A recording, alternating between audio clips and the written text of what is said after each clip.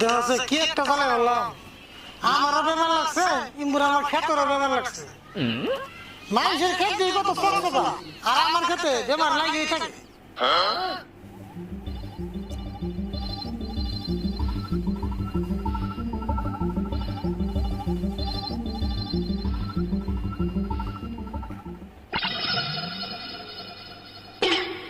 কাকা ইমুরে ক্ষেত করছো কে?